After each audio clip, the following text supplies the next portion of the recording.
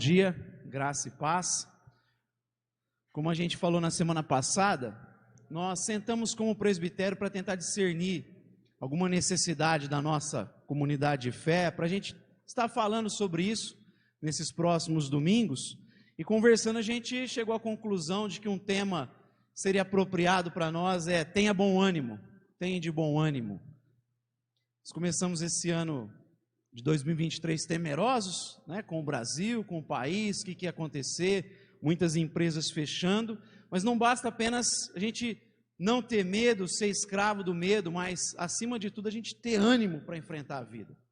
Quando Jesus diz tem de bom ânimo, essa expressão no grego tem a ver com ser fortalecido por dentro, ser uma rocha inabalável no seu interior, é ter convicção de que Deus, quem é Deus, que Ele está conosco, e a partir dessa convicção interior, você então ter ousadia para caminhar, você olhar para a vida com coragem, com ousadia, é isso que significa quando Jesus diz, tenha bom ânimo, tenha ousadia, olha para a vida com ousadia, com coragem, porque eu sou contigo.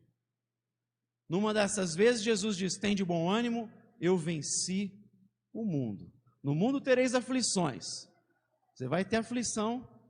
Estamos passando por aflições, alguns dizem que elas irão piorar, mas tem de bom ânimo, eu venci o mundo. Você tem que ter uma postura de coragem para a vida, de ousadia, de fé para a vida.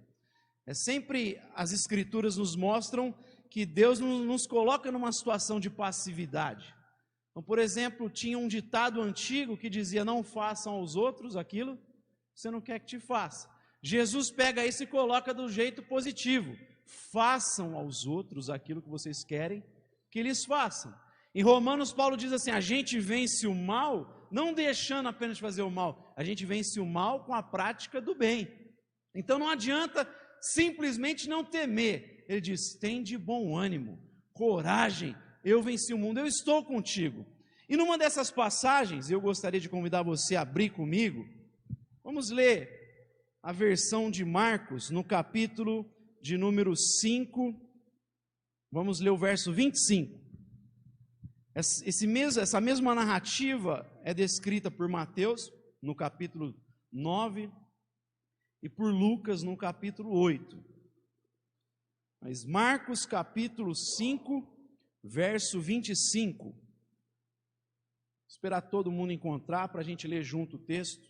Marcos 5, verso 25. Não, precisa não. Todo mundo encontrou? Diz assim, certa mulher que havia 12 anos tinha uma hemorragia e que havia padecido muito à mão de vários médicos e despedido tudo o que tinha sem contudo nada aproveitar. Pelo contrário, indo a pior. Ouvindo falar de Jesus, veio por detrás entre a multidão e tocou na sua veste. Dizia ela, se tão somente tocar nas suas vestes, sararei. Imediatamente se lhe estancou a hemorragia e sentiu no seu corpo estar curada do flagelo. Jesus, conhecendo que de si mesmo saíra poder, voltou-se na multidão e perguntou, quem tocou nas minhas vestes? Responderam os discípulos, vês que a multidão te aperta e dizes, quem me tocou? Porém ele olhava em redor para ver a que isso fizera. Então a mulher que sabia o que lhe tinha acontecido, temendo e tremendo, aproximou-se, prostrou-se diante dele e declarou-lhe toda a verdade.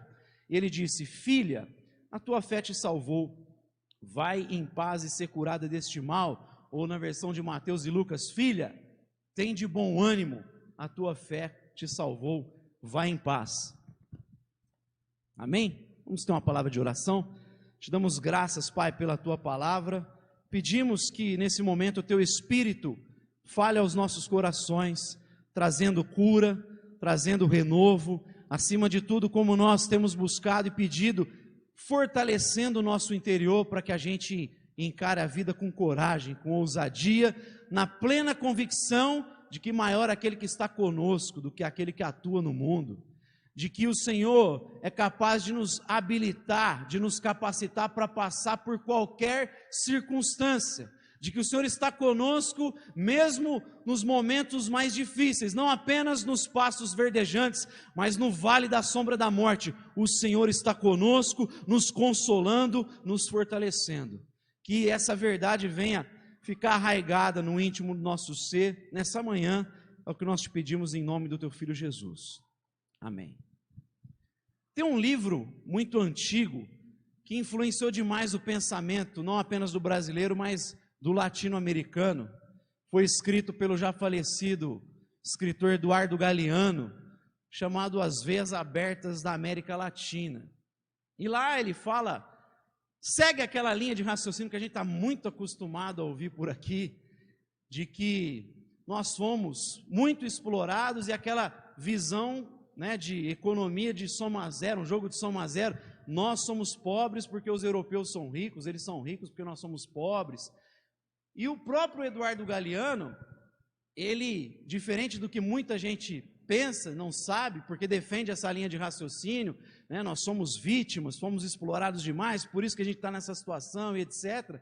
Ele mesmo vai dizer, décadas depois de escrever esse livro, que ele não leria mais esse livro que ele escreveu mais jovem, porque o conhecimento dele político, econômico havia mudado, né? Ele não pensava do mesmo jeito, e o teor daquele livro era aquele teor de vitimização. Nós somos vítimas, nós estamos assim por causa do que nos fizeram, e nós não conseguimos sair dessa situação por causa do nosso passado, e esse teor de vitimização, me parece que foi criando uma espécie de DNA, não apenas no brasileiro, mas o latino-americano é assim. A gente sempre culpa os outros, né? A gente sempre está culpando pela nossa dificuldade o passado, e não que não tenha uma verdade, houve de fato uma exploração, mas isso não pode ser o motivo de nos tornar reféns para o resto da vida. Então nós passamos gerações e continuamos com esse discurso de vítimas e não conseguimos progredir muitas vezes por conta desse discurso. E o próprio Eduardo Galeano fala, eu me arrependo de ter escrito esse livro, eu não leria mais, ele vai dizer lá no final. E isso foi criando, como eu disse, essa espécie de DNA. Mas eu creio que não apenas no que diz respeito a essa visão política muito presente na América Latina, mas muitas vezes a gente vive isso em outras áreas. E obviamente por a gente viver numa sociedade caída, né, que sofre os efeitos da queda, a gente sofre ao longo da vida. Muitos ouviram palavras ruins, pesadas da boca dos pais, da boca do cônjuge. Muitos passaram por situações traumáticas em igrejas, né? Tiveram uma experiência religiosa passada muito ruim, mas às vezes permite que isso fique lá, instalado no interior e não consegue sair dessa situação. Está sempre remoendo esse negócio, né? Está sempre revisitando o passado e não consegue superar as suas dificuldades, não consegue progredir na vida, prosperar na vida, caminhar, porque está sempre remoendo esse negócio ruim. Vai vivendo aquele complexo de rejeição muitas vezes porque teve essa experiência em casa ou em outro ambiente, não consegue superar isso, vez por outra revisita o passado e fica lá lambendo as feridas, remoendo aquele negócio. É por isso que às vezes não consegue caminhar, não consegue nunca estancar de vez essas feridas aí que foram abertas. Está como essa mulher, há 12 anos jorrando sangue, as feridas abertas e não consegue superar, não consegue estancar esse negócio, mas com essa postura que eu falei, que é vista inclusive na área política, nessa visão tão presente no nosso continente, a gente não vai superar nunca. Se eu continuar com o discurso de vítima, eu nunca vou conseguir caminhar, eu nunca vou conseguir progredir, eu preciso superar isso, eu preciso estancar as feridas de vez, amém? E para estancar as feridas é preciso ter bom ânimo, é preciso ter coragem. Fala aí para o teu irmão, tenha bom ânimo, tenha bom ânimo, deixa o Espírito de Deus fortalecer o teu interior nessa manhã. Como é que a gente estanca essas feridas para poder caminhar? A gente aprende algumas coisas com essa mulher aqui que eu vou falar rapidamente nessa manhã. Primeira coisa que eu aprendo com essa mulher, a gente estanca, para esse sangramento, a gente supera essas dores passadas, essas palavras que muitas vezes a gente carrega, o receio de se projetar numa relação nova, às vezes com irmãos, com a igreja, porque foi traumatizado no passado. Eu supero isso tendo esse bom ânimo para vencer os obstáculos da vida, encarar os obstáculos da vida. A vida constitui-se de obstáculos, de dificuldades. Eu preciso ter bom ânimo para encarar isso. Essa mulher debilitada, ela ouve falar de Jesus e vai se colocando no meio da multidão. Eu quero tocar em Jesus.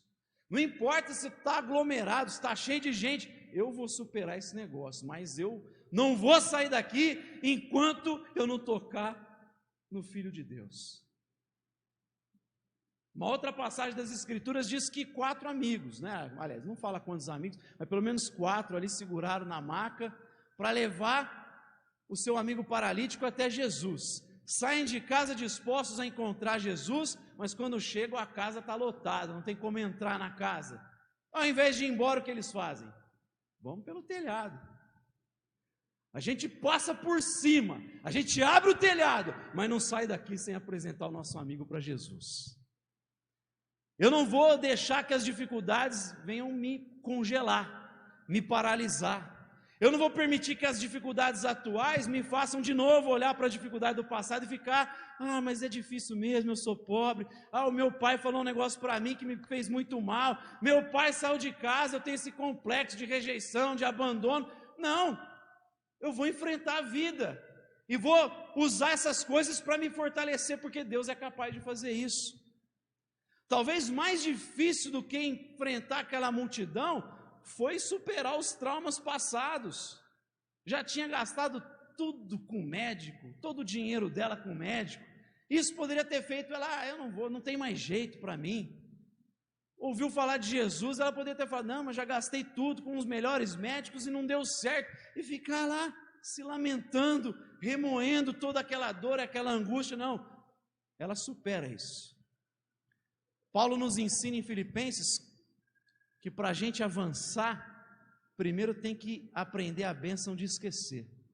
Esquecendo-me das coisas que ficaram para trás, prossigo para o alvo. Tem uma bênção em esquecer. Tem uma bênção em deixar as coisas para trás. Para de ficar trazendo esse negócio de volta e ficar remoendo e lamentando. Deixa as coisas lá atrás. Paulo tinha muita carga, ele falou, eu esqueço as coisas que ficaram para trás para eu poder prosseguir. Eu tenho que deixar essa bagagem, todo esse peso lá atrás para eu poder avançar, talvez com mais rapidez ainda. Deixa essa bagagem, essa carga. Nas Escrituras talvez não exista um exemplo mais triste, que a gente até já refletiu aqui, do que Absalão, que não conseguiu superar os traumas e as dificuldades da vida. Quando a sua irmã Diná foi estuprada pelo seu meio-irmão, o ódio tomou conta dele. E como o pai não resolveu a situação, ele começou a odiar o próprio pai.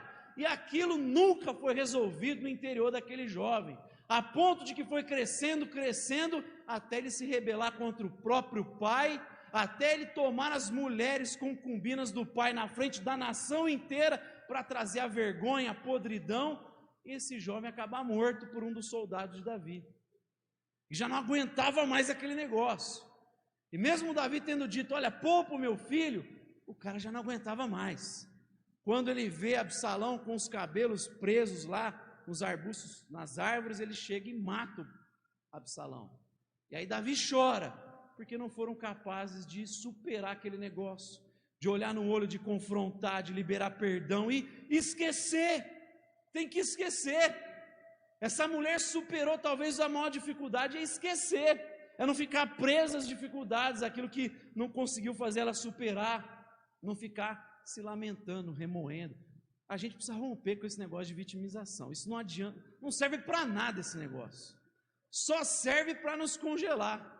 Só serve para nos aprisionar. Eu vou te falar, o Brasil e os países da América do Sul não avançam por causa desse DNA, dessa identidade nossa de ficar se lamentando. É culpa dos norte-americanos, é culpa dos portugueses, é culpa dos espanhóis. Fala para mim uma nação que não teve guerra, que não teve exploração no passado. Esses mesmo tiveram que enfrentar, e a gente senta e fica, mas é isso, meus antepassados tiveram problemas, e a gente fica levando esse discurso adiante, por isso que não cresce como nação, e como pessoas, como indivíduos, que a gente fica sempre revisitando o passado, os traumas, as dificuldades.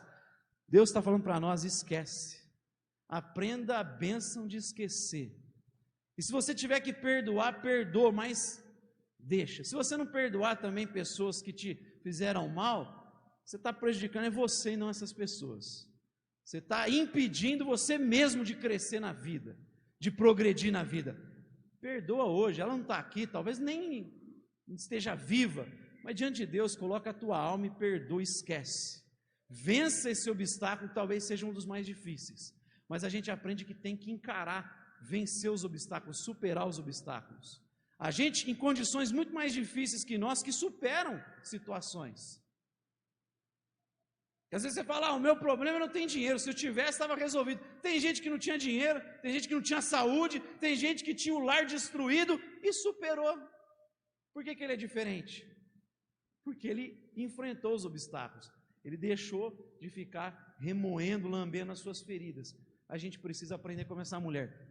É preciso ter bom ânimo para superar os obstáculos, amém? A gente estanca essas feridas também com uma fé consciente de quem é Jesus. Olha comigo aí, volta no texto.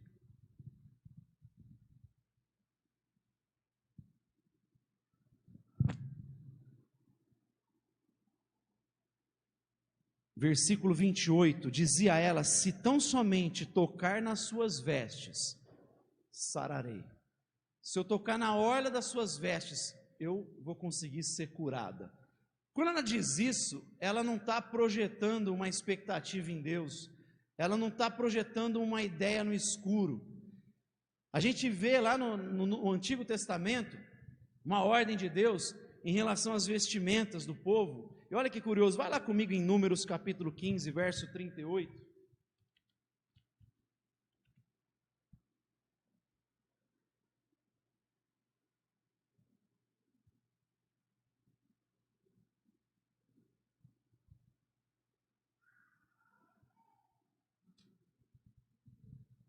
Números 15, versículo de número 38, vou começar do 37. Disse o Senhor a Moisés: fala aos filhos de Israel e dize-lhes que por todas as suas gerações façam franjas nas bordas das vestes e ponham nas bordas das vestes um cordão azul. Tereis essas franjas para que, vendo-as, vos lembreis de todos os mandamentos do Senhor, para o cumprirdes e não correrdes após o vosso coração, nem após os vossos olhos, após os quais andais adulterando. Então vos lembrareis de cumprir todos os meus mandamentos e sereis consagrados ao vosso Deus. Eu sou o Senhor, o vosso Deus, que vos tirei da terra do Egito para ser vosso Deus. Eu sou o Senhor, o vosso Deus. Então era para colocar um fio azul nas 4 extremidades da túnica, e a ideia era para se lembrar dos mandamentos de Deus, era para se lembrar de cumprir a vontade de Deus. Então o judeu, ele tinha esse hábito. Em Malaquias capítulo 4, versículo 2, quando fala da vinda do Messias, o profeta vai dizer que ele trará cura sob as suas asas, sobre a orla do seu manto. A expressão lá é tzitzi. A mesma ideia de Números capítulo 15, verso 38, do fio que lembra a vontade de Deus, de cumprir a vontade de Deus, o profeta Malaquias está dizendo em relação ao Messias: ele trará cura sob as suas asas. Na orla do seu manto, ele trará cura, ele irá sarar vocês. Ele fala da geração que teme a Deus.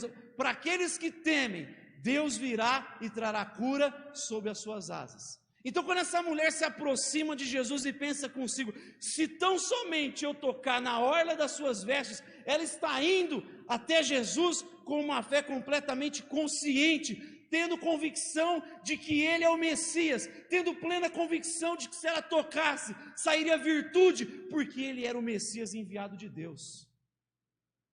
Se eu tocar, eu vou receber a cura, porque ele é o Messias. O profeta Malaquias diz que ele trará cura sob as suas asas. Ela não está simplesmente projetando no escuro, não é um esoterismo. Tem gente que acha que fé é isso: eu faço em nome da fé, eu creio que assim vai acontecer. Aí eu pego o dinheiro que eu não tenho quase nada, eu vou lá e invisto, Deus não mandou nada, mas eu creio que vai acontecer. Se Deus não mandou nada, não vai acontecer nada, você vai quebrar a cara. Quem propõe esse tipo de ideia é Satanás. Pula do pináculo, afinal está escrito, ele dará ordem aos teus anjos para que te guardem. Aí Jesus fala, mas está escrito também para não pôr o Senhor Deus à prova, não tentarás o Senhor teu Deus. A nossa fé não é um tiro no escuro, eu faço e creio que vai acontecer, ou o famoso em nome de Jesus, sabe? Ô, irmão, eu vou fazer, vai dar certo em nome de Jesus, né? E você acha que falar em nome de Jesus é como dizer abracadabra, vai abrir a porta agora, a porta da esperança, em nome de Jesus, agora abriu. Orar em nome de Jesus não é isso.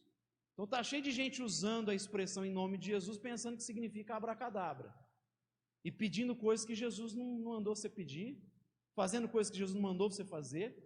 Orar em nome de Jesus é você orar por aquilo que Jesus oraria se estivesse no teu lugar. Orar em nome de Jesus é como se você agisse por procuração. Sabe quando você vai em nome de alguém? Alguém te dá autorização para usar o nome dele em alguma coisa. É agir por procuração. E agir por procuração é fazer aquilo que o outro faria se estivesse no seu lugar. Então não é orar por qualquer coisa e colocar o nome de Jesus no meio. Então está cheio de gente com a mentalidade esotérica, é quase uma macumba gospel, boa cumba, em nome de Jesus. Não é isso em nome de Jesus. Então é a gente orar segundo a vontade de Deus. É por isso que Tiago diz assim, vocês pedem e não recebem porque pede mal. Então está lá pedindo, não recebe. Por quê? Porque pede mal. Pede para satisfazer com os próprios prazeres. Aí Paulo em Romanos 8 ele fala, a gente não sabe orar como convém, né? Mas o Espírito Santo intercede por nós, e aquele que conhece a mente do Senhor, faz a gente orar segundo a vontade de Deus. Então não é orar e colocar Jesus lá e achar que Jesus vai responder os meus caprichos, porque afinal de contas eu falei em nome de Jesus, agora ele está preso e obrigado a fazer o que eu pedi. Não, não é isso. Imagina se fosse isso, toda oração, em nome de Jesus, aí Deus, por que eu fui ensinar para eles o segredo? Não é isso. Então essa mulher não está projetando a fé dela no escuro, ela tem consciência que ele é o Messias. Assim como Bartimeu, quando ouve falar, que barulho é esse? Jesus de Nazaré está passando, o texto diz que imediatamente ele começa a gritar, filho de Davi, tem misericórdia de mim. Filho de Davi é uma expressão messiânica, ela é dirigida ao Messias, ao prometido de Deus. Bartimeu está gritando, crendo que ele é o enviado de Deus. Ele sabe que o enviado de Deus traria restauração, mudaria o coração das pessoas de coração de pedra e daria um novo coração. Então ele está indo consciente. Nessa manhã, a gente precisa ir até Deus de maneira consciente, sabendo quem Ele é. Porque quando a gente projeta em Deus uma ideia que não é a bíblica, a gente está se relacionando não com Deus, mas com o ídolo que a gente criou. Muitos evangélicos não se relacionam com Deus, se relacionam com o ídolo. Por mais que não seja palpável, não é de gesso, não é de madeira, mas é um Deus que eles elaboraram, que eles projetam suas expectativas. Isso é ídolo, não é Deus. O Deus que a gente adora é a imagem que Jesus Cristo veio mostrar. É segundo as Escrituras mostram para nós. É com esse Deus que a gente é chamado a se relacionar. Jesus veio mostrar para nós quem o Pai é. Filipe, você está comigo há tanto tempo e não percebeu que quem vê a mim vê o Pai? Quem olha para mim vê o Pai. Porque eu faço o que o meu Pai faz. Eu faço exatamente a vontade dele, a minha comida e a minha bebida, fazer a vontade daquele que me enviou e concluir a sua obra. Você quer saber quem é Deus? Olha para Jesus de Nazaré, olha para a Escritura, o que ela revela no seu todo sobre Deus. E aí a gente se relaciona submisso a essa revelação especial, para a gente não se projetar numa relação com o ídolo, criado à nossa própria imagem e semelhança. Então essa mulher está se dirigindo até Jesus crendo, se eu tocar na orla das suas vestes, esse homem é a encarnação da vontade de Deus, esse homem é a encarnação da vontade do Pai, eu tenho convicção de que eu vou ser curado, eu tenho convicção de que eu vou ser restaurada, eu perdi todos os meus bens com médicos, mas aqui está passando o médico dos médicos, e eu posso tocar lá, porque eu sei que vai sair virtude. A gente pode se colocar diante de Deus, orar, porque Ele nos insta a orarmos. Muitas vezes Ele vai trabalhar conosco de uma maneira que a gente não quer, que a gente não entende, mas Ele é capaz de nos confortar, de nos consolar, de nos fortalecer, até mesmo com as experiências ruins que a gente passa, com as enfermidades, com as crises financeiras, com os problemas familiares. Se a gente não vencer do jeito que a gente quer vencer, a gente também vai vencer, mas de um jeito que Deus acha que é melhor para nós. Talvez a gente não supere a doença, mas vai vencer, porque Ele vai nos fazer melhor, mais fortes, a fé vai estar mais robusta dentro de nós, mas mesmo assim a gente pode orar. Por isso que a gente, domingo após domingo, fala, vamos orar pelos enfermos, porque a Bíblia diz, se alguém enfermo, ore, vamos orar, que a salvação da fé pode curar o doente, se tiver cometido pecados, serão perdoados. Por isso que no final do nosso culto a gente vai orar aqui, amém? E você ter essa convicção de que nós nos relacionamos com o próprio Deus, que disse que o poder que trouxe Jesus dentre os mortos é o poder que atua na igreja. Paulo diz, esse mesmo poder, essa mesma virtude que trouxe Jesus dos sepulcros, está disponível para nós. Efésios capítulo 1, está disponível para você e para mim. Se por um lado às vezes a gente entra nesse fideísmo, nessa fé na fé, por outro às vezes a gente parece que esquece do tamanho do poder que está à nossa disposição, do tamanho da virtude que Deus colocou sobre a igreja. E a igreja precisa, a partir dessa consciência, orar com intrepidez, com ousadia, como no nome de Jesus a gente vai fazer daqui a pouco, amém?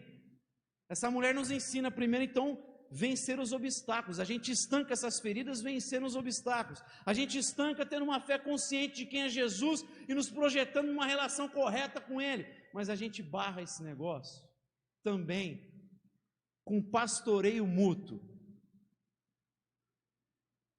Curioso, essa mulher toca em Jesus, opa, alguém tocou em mim. Aí os discípulos, senhor, fanfarrão, né? Olha o tamanho da multidão, todo mundo comprimindo. Você pergunta, quem tocou em mim? Jesus, não, mas alguém tocou diferente, porque de mim saiu virtude. E Jesus não para de procurar enquanto a mulher não vem. Sabe por que Jesus, diferente muitas vezes da igreja, muitas vezes diferente da religião, Ele não está preocupado com uma massa amorfa, multidões. Jesus, Ele olha aqui nessa manhã, não está vendo um grupo de 50 pessoas, Ele vê cada um aqui nessa manhã.